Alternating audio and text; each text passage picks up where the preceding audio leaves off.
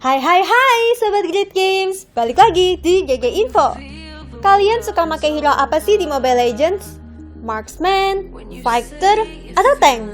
Pastinya setiap hero memang punya role yang berbeda-beda. Dan pastinya ada hero yang paling GG kalau dipakai karena punya damage yang besar atau paling kuat nih buat jadi TB. Tapi hero tersakit itu kadang sih suka jadi inceran loh buat di-ban lawan. Penasaran siapa aja hero tersakit di Mobile Legends saat ini? Let's go! Mortis.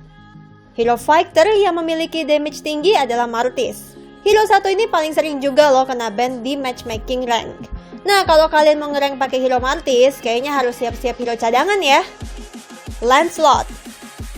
Dari setiap season, memang hero satu ini selalu jadi favorit buat para player yang suka menggunakan hero assassin. Lancelot memang hero yang suka bikin kesel nih, apalagi kalau udah kena ulti. Duh, cocok sih buat up rank ke mythic. Kagura. Sama kayak assassin, hero mage juga bisa masuk ke hero yang rata-rata memiliki damage tinggi, tapi dari durability mage lebih lemah.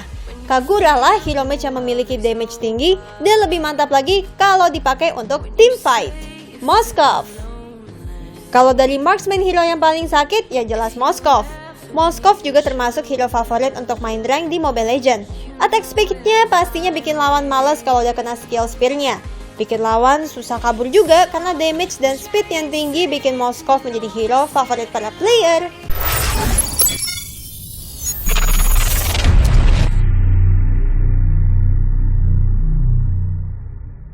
Jadi kira-kira menurut kalian apa yang bikin game bertahan lama? Bisa bertahan lama? Menurutku satu, developernya denger apa kata komunitas. Karena satu poin penting, kalau komunitasnya kayak disodorin dengan kayak dijamin dengan adanya turnamen, pro playernya bisa hidup sejahtera, itu satu poin penting dimana gamenya tuh bisa survive.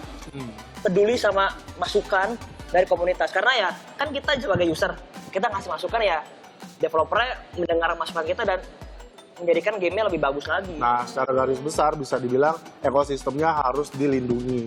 Yang dimana dari developer, lalu pro player, manajemen, semuanya harus ikut andil untuk bikin gamenya tetap hidup. Kenapa? Tanpa itu semua, fansnya nggak akan lihat. Orang-orang awam tuh, orang-orang yang tidak bermain itu nggak akan lihat. Para talentnya kayak caster, host, MC di dunia e-sport gimana? Ya, kan?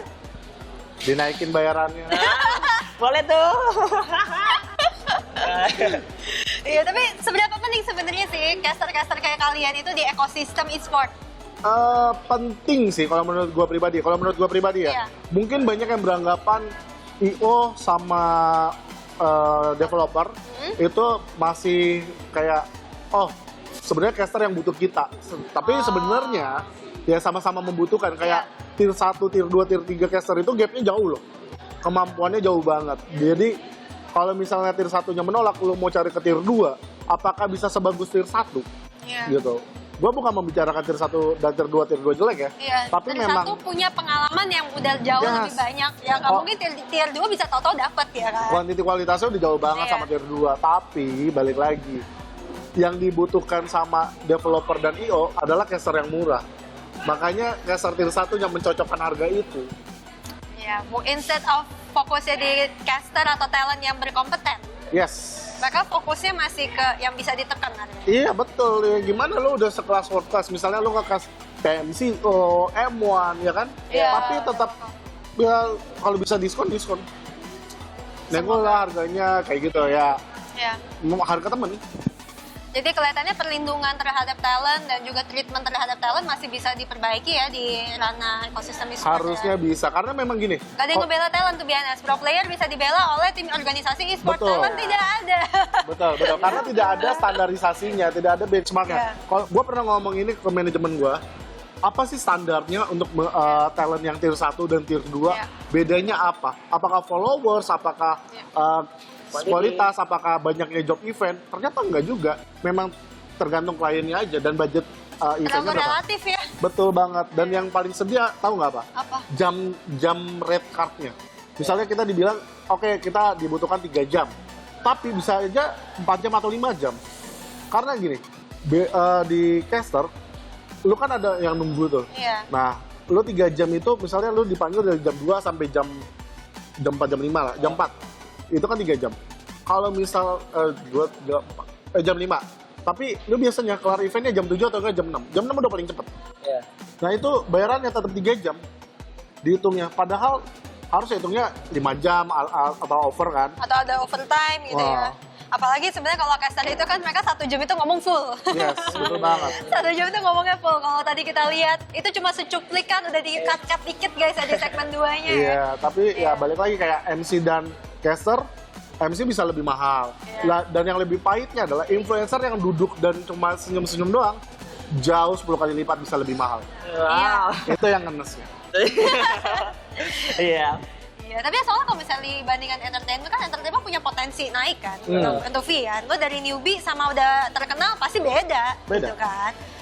Tapi kalau kalian kayaknya perbedaannya dari berapa tahun udah stuck gak sih?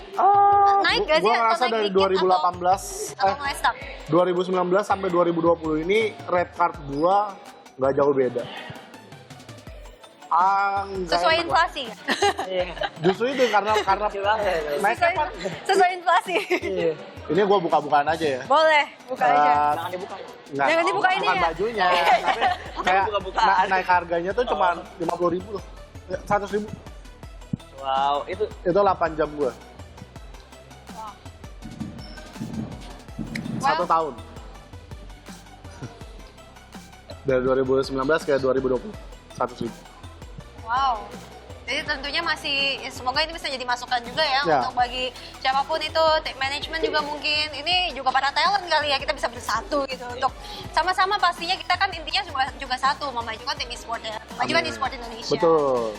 Oke, thank you so much Transpapa, Abed Ansel. Sama-sama Jenis. Jenny. Ditunggu kembali di layar kaca, layar, istilahnya Iya, layar HP layar ya HP ngomongnya, gitu. layar HP gitu. Ngekes-ngekesnya. Dan buat para good gamers di rumah, thank you udah ikutan seru-seruan hari ini bersama duo caster kita. Seru banget, semoga menginspirasi kalian semua.